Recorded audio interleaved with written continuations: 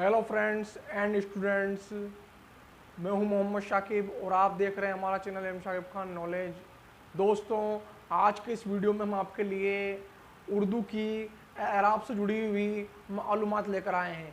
पिछले वीडियो में हमने मसूती हरूफों से ज़ाहिर होने वाली आवाज़ों और मसूती हरूफों से लगने वाली मात्राओं यानी एराब को पढ़ लिया था।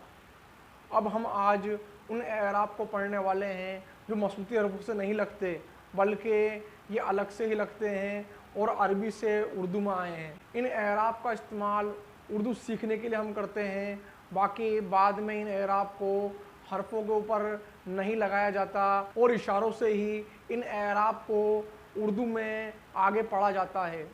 तो दोस्तों, चलिए एराब पढ़ने के लिए शुरू करते हैं हम आज का हमारा वीडियो। तो दोस्तों, हमारे वीडियो को लाइक करना, चैनल को सब्सक्राइब करना और बेल आइकन दबाना ना भूलें। आज का हमारा टॉपिक है एराब। तो चलिए देखिए, हम पढ़ते हैं एराब के बारे में। सबसे पहले हमारा आता है ज़बर। ज़बर ये हर्फ के ऊपर लगता है कुछ इस तरीके से तिरछा। इसकी अलामत इस तरीके से होती है। अरबी के अंदर जब ज़बर लगता है तो अरबी में अलिफ ज़बर आ होता है, यानी ज़बर से आ की मात्रा होती है। लेकिन उर्दू के अंदर अलिफ ज़बर अ, यहाँ पर अलिफ ज़बर अ बनता है, आ नहीं बनता है। यानी आ की मात्रा उर्दू में अलिफ से लगती है, ना कि ज़बर से। तो देखिए, ज़बर से अ ही बनता है। जैसे अलिफ ज़बर अ, बे ज़बर ब। ये से ही अलिफ से लेकर ये तक जितने भी हर्फ हैं, सब पे हम ज़बर लगाते हैं। तो अलिफ ज़बर अ, बे ज़बर ब, इस तरीके से ये ज़बर ये, इस तरीके से अलिफ से लेकर ये तक हरफों पर ज़बर लगता है। देखिए, ये है ज़बर। इसकी अलामत, ये अलामत देखिए क्या है ज़बर की। अलामत कहते हैं निशानी को। अलामत किसे कहते हैं? निशानी को। अब इसका निशान कैसा है देखिए। ये है ज़बर जो हर्फ के ऊपर लगता है, ये ज़बर की अलामत है। अलामत,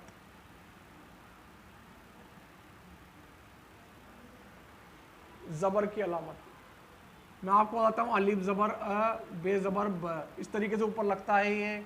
ये पे ज़बर प, इस तरीके से अलिफ से लेकर ये तक के हरफों में ज़बर लग जाता है।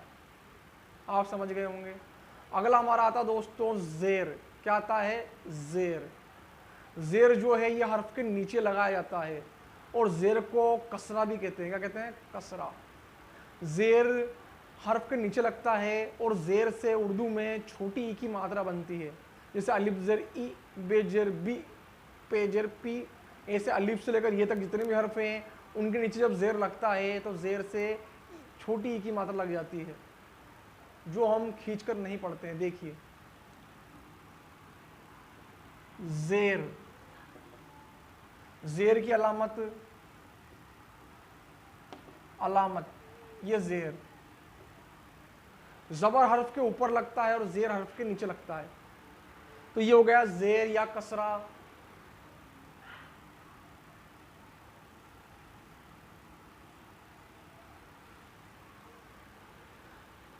ज़ेर या कसरा जिस हर्फ पर लगाया जाता है उस हर्फ को मकसूरा कहते हैं। क्या कहते हैं उस हर्फ को? मकसूरा। यानी जिस हर्फ के लिए ज़ेर लगा है वो मकसूरा कहलाता है।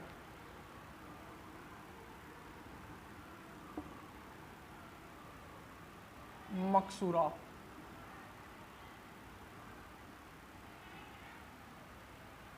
अब देखिए दोस्तों, अगला हमारा आता है पेश या जिम्मा। क्या? पेश या जिम्मा। अब पेश या जिम्मा किसे कहते हैं? पेश जो होता है वो हर्फ के ऊपर लगता है, उसकी अलामत कुछ इस तरीके से न्यू होती है। और पेश जो होता है उससे उर्दू में छोटे ऊ की मात्रा लगती है। किसकी लगती है? छोटे ऊ की मात्रा। देखिए, ये है पेश या जिम्मा। पेश या जिम्मा।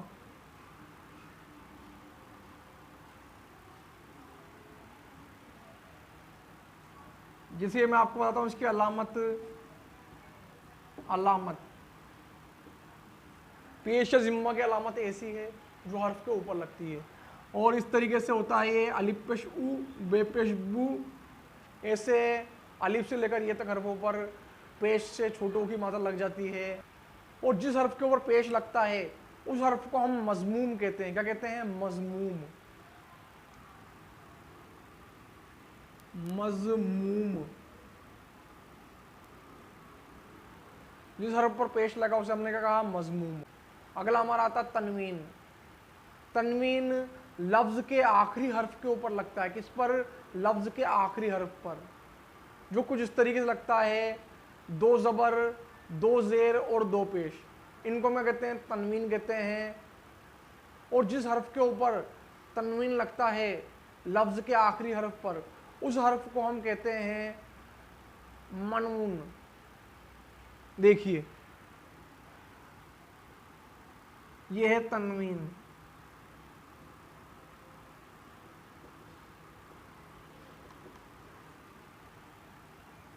अलामत, अलामत देखिए, दो जबर, दो जेर, दो पेश, ये इसकी अलामत है। किसकी? तनवीन की। जिस हर्फ पर लगता है उसे क्या कहते हैं? मनून या मनवन। अब देखिए जब लफ्ज के आखिरी हर्फ पर तनवीन लगता है तो हम उसे कुछ इस तरीके से पढ़ते हैं, अन, इन या उन।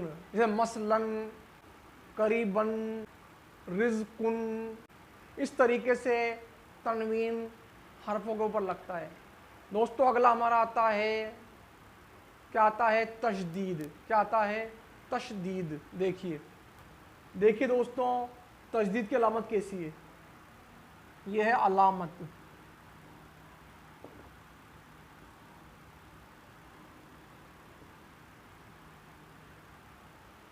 देखिए दोस्तों, तशदीद की अलामत कुछ इस तरीके से होती है, और जिस हर्फ के ऊपर तशदीद लगाई जाती है वो हर्फ दो बार पढ़ा जाता है, यानी एक बार आधा और एक बार पूरा।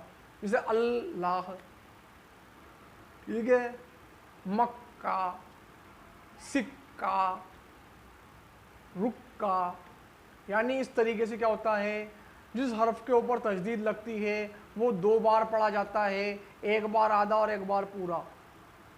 और देखिए जिस हर्फ पर तशदीद लगी होती है उसे मुशद्दिद कहते हैं। क्या कहते हैं? मुशद्दिद।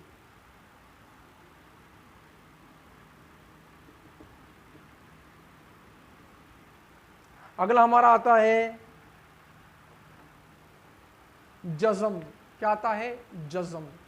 जज़म जिस हर्फ के ऊपर लगाई जाती है वो हर्फ खामोश पढ़ा जाता है। क्या पढ़ा जाता है? खामोश। यानी उसकी आवाज़ में कोई हरकत नहीं होती है। यानी जिस हर्फ के ऊपर जज़म लगती है वो हर्फ आधा हो जाता है। जैसे हमद, दर्द, सर्द, गर्द। यानी जिस हर्फ पर जज़म लगी वो आधा हो गया है और उसके अंदर हरकत नहीं बची है, वो खामोश हो गया है। देखिए दोस्तों जज़म और उसकी अलामत। देखिए दोस्तों ये जज़म की अलामत है, ठीक है। जज़म जिस हर्फ पर लगती है वो खामोश पढ़ा जाता है। यह आ गया हमारा जज़म। दोस्तों अगला हमारा आता है मद। क्या आता है? मद। मद जो होता है वो सिर्फ अलीफ के ऊपर ही लगाया जाता है और इससे अलीफ की आवाज़ तीन अलीफ के बराबर हो जाती है, यानी खींच कर पढ़ी जाती है। जैसे आम, आज, आस, आप, इस तरीके से। तो मद केवल अलीफ के ऊपर लगता है और अलीफ की आवाज़ से तीन गुना हो जाती है, यानी तीन अलीफ के बराबर खींचकर पढ़ी जाती है। देखिए मद और उसकी अलामत है, ये है मद की अलामत दोस्तों। तो दोस्तों इस तरीके से उर्दू के अंदर एराब होते हैं जो कि उर्दू सीखते वक्त स्टूडेंट्स को, तलबा को सिखाए जाते हैं। जब वो पढ़ना सीख जाते हैं और हम आला दर्जे पर उर्दू को पढ़ते हैं, यानी स्कूल और कॉलेज लेवल पर, तो वहाँ क्या होता है, वहाँ पर इन एराब को इस्तेमाल नहीं किया जाता, बल्कि लफ्ज़ों को इशारे से ही पढ़ा जाता है और इशारे से ही वहाँ पर ज़बर, ज़ेर, पेश तजदीद, जज़म, इनको इस्तेमाल कर लिया जाता है। तो दोस्तों ये थी हमारी एराब से जुड़ी हुई अहम मालूमात। आपको ये मालूमात कैसी लगी? अगर आपको ये मालूमात अच्छी लगी तो प्लीज़ हमारे चैनल को सब्सक्राइब कीजिए, वीडियो को लाइक कीजिए, कमेंट्स कीजिए और हमारे चैनल को सब्सक्राइब करते रहिए ताकि आने वाला वीडियो आपको सबसे पहले मिले। दोस्तों चलते हैं, अलविदा।